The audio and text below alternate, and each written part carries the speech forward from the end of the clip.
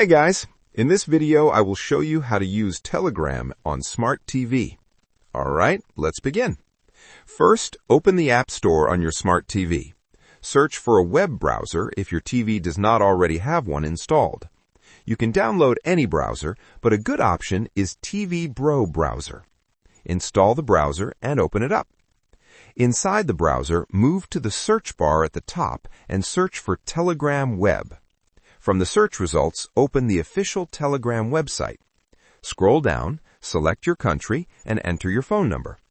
After that, tap Next to continue. A verification code will be sent to your mobile phone through Telegram.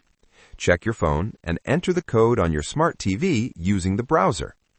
Once the code is confirmed, Telegram will load automatically. You can now access your chats, read messages, and send texts directly from your Smart TV using the browser. So that's basically how you can use Telegram on Smart TV.